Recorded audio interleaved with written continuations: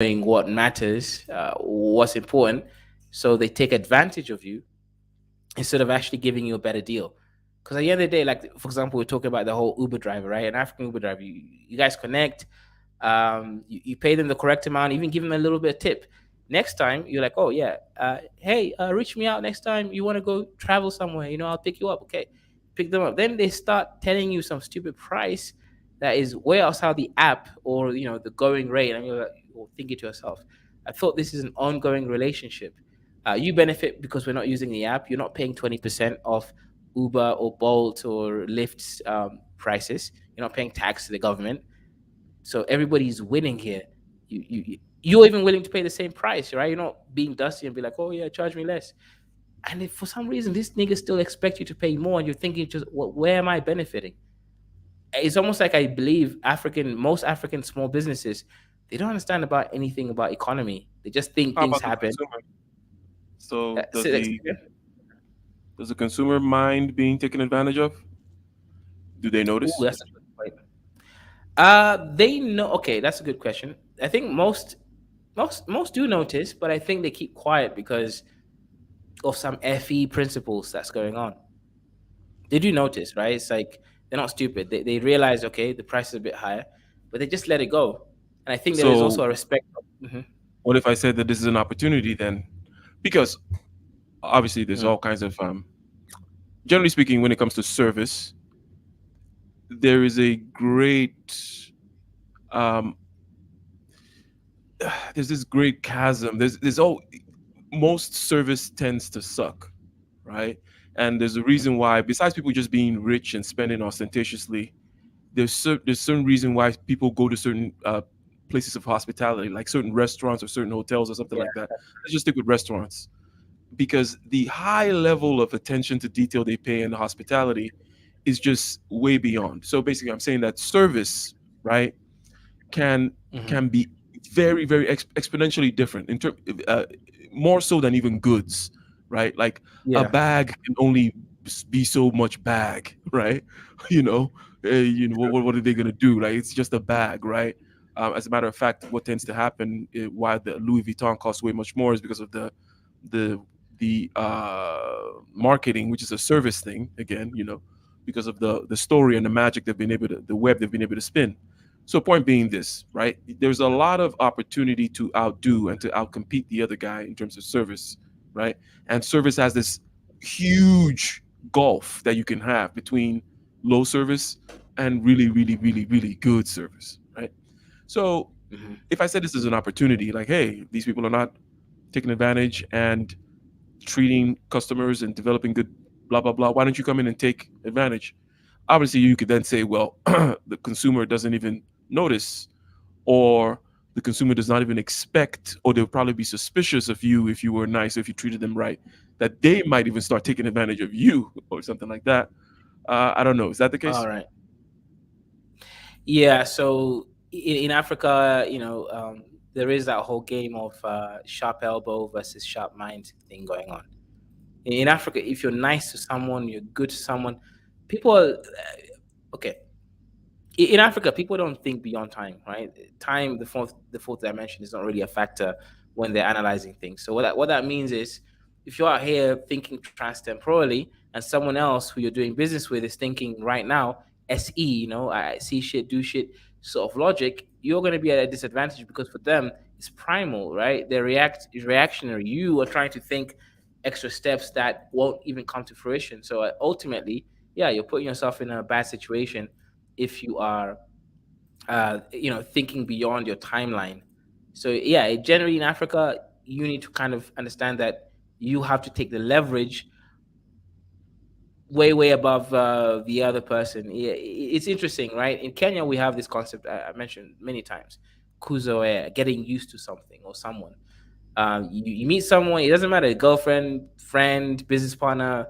um, People start misbehaving, right? They start giving you less import on the service delivery than some other new person. You're thinking to yourself, mate, I've been coming to this store for the last 2 months, and you're going to again. I reached here before this other new customer or client, and you're treating me as if I'm peripheral. I'm just like, it's insane, right? It just doesn't work. Because even if you claim that Africa is some chaotic environment that requires you to take a certain finesse analysis across it, still that logic doesn't suffice, because you're thinking to yourself, you're like, no, but if you do give me respect, I will come back. I will bring my new friend who comes visit me from a different country or a different town, and you will make more money. Generally speaking, right? People who follow these principles, regardless of the country, win. So there is this very, very deliberate sort of um, self sabotage, entrepreneurship, business structure that's going on. It just doesn't make sense to me. I think the so there's an opportunity in terms of high class clientele, going after high class clientele. Okay. Now, I think the high class clientele also in Africa would actually expect, they want you to in other words, they expect you to charge them perhaps even less than you charge them, right? In other words, what I'm saying is, the second time around, right? You ask the Uber, you took a ride with the Uber driver, and then you say, "Hey, come back tomorrow," right? The higher class Yeah. person will actually want you to charge them less, okay, Yeah. right? In sense that they want to take advantage of you, right? But that's fine. Mm. You can, in the spirit of, I'm not going to charge you more, or maybe I charge you the same. You can say, okay, let me I charge them less this time, and then maybe with my soft skills, my negotiation skills, I say, hey, here's an arrangement. How about we do this on a monthly, blah blah blah, right? And then you guys can come up with an arrangement like that. But basically, I know that over here, the higher class people tend to expect a certain kind of service. In other words, they would be the one showing up at the store that you go to all the time and expect to get ahead of the line, right? Oh, Because yeah. Okay. that's how they are, right? That kind of a thing. So what you can do is you can have this kind of concierge-like approach where you're doing you're providing service for higher class people in the way that they like and the way they like to be treated, and you can do it obviously for the emerging bourgeoisie, the emerging middle class, the Musandas of the world. They got a job, Mm. and they want to ride like a diplomat, and they want to be treated like a diplomat or something, and and you can start cultivating this new market of bourgeoisie, upstarts, reachers, climbers, social climbers of all kinds, and you can kind of cultivate that market because they are tired of dealing with the dusties whom will just treat them Yeah. like trash. And then when the big man comes around, and then they can be the big man, and you can be the Oh, guy yeah. That's a creating that. good point. Yeah, that's actually a really great point. So let me give context here, right? So if you are gonna go, I know Ike, you hate restaurants, right? And fine, I get it. Anything that's incremental in profits is obviously insane and a waste of your time. However, giving context to people who think they want to do business in Africa. So if you start a basic food mini restaurant, right? Something like that can seat 10 or 15 people in Kenya, you're going to make maximum, right, profits, right? After paying everybody in, paying all the rent, you're making about $15 a day. That's the reality, right? You can grow more. I'm not going to talk about all the other or what ifs, right? Now, I moved to a better area, right? It's a decent estate, definitely the best one in this whole town. And one thing I realized here is I can easily make easy money. Again, the money is enough to just pay for my food bill month to month if I'm actually willing to do the job, right?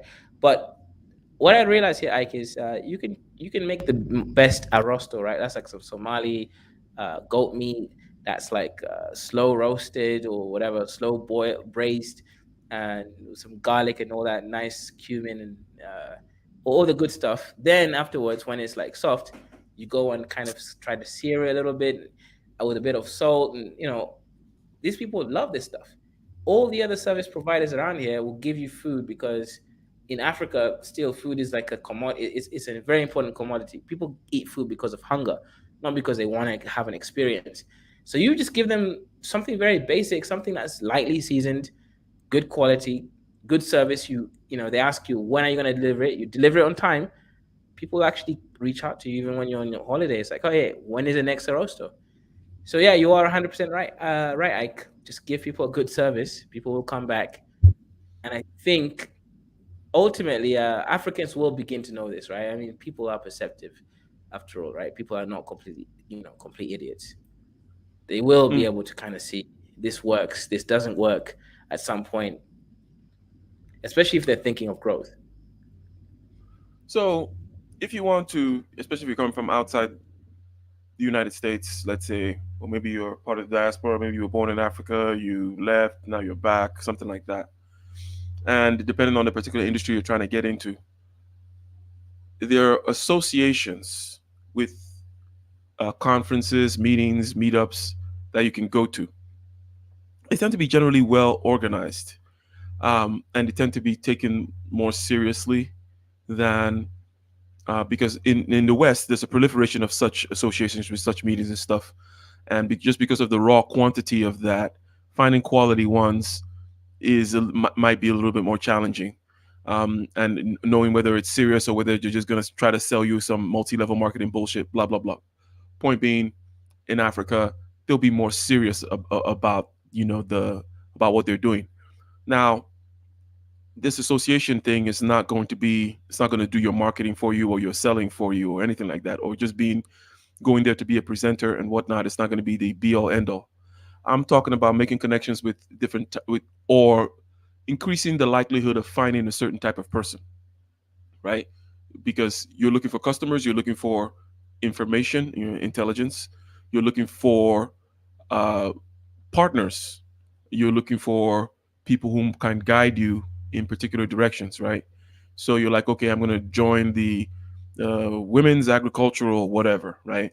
And they have this conference over here in Nairobi, and I go over there. There's a few speakers, there's a few people.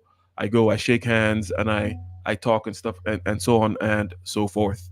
Now, I'm going to repeat what I said about this is not the be all end all, because there's a certain type of person who doesn't understand the way marketing works. Marketing is the top of the funnel, right?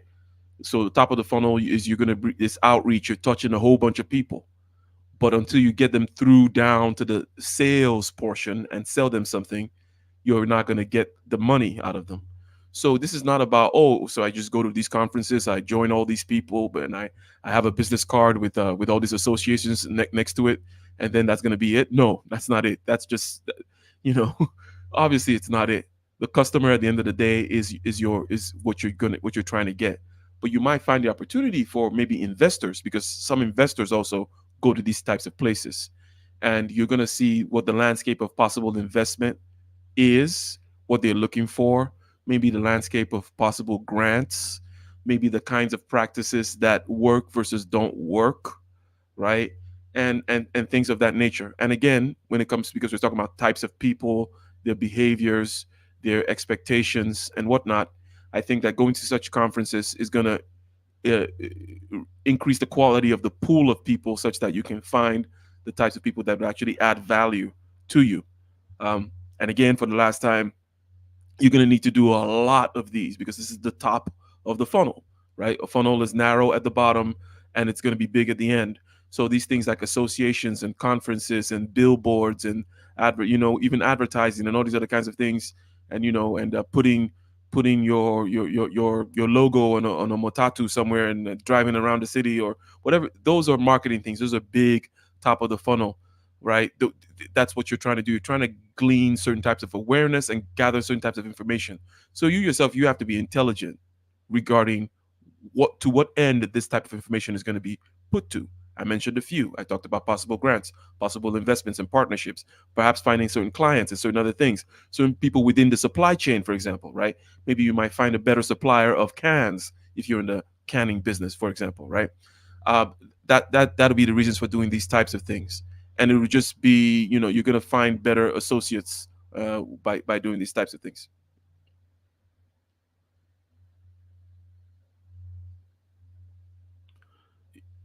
You out there, you muted, you just out there Oh yeah, talking shout out about. to the sponsors of the stream. Flexed up for the $5. He says awareness, consideration, conversion. Yeah. So yeah, I mean, Ike, look, this guy is always good at these little summaries. I think almost as good as Chuku, right? Um, over there. But yeah, the conversion definitely awareness. You talk about the marketing, right? Conversion, obviously, you're talking about the sales aspect of things, actually making a sale, which is good, right? So these people do listen sometimes, like, right? Don't lose hope, right? Yeah, you know what? The selling thing is it's kind of interesting how even selling is always uncomfortable, and by selling I mean what people think when I say selling.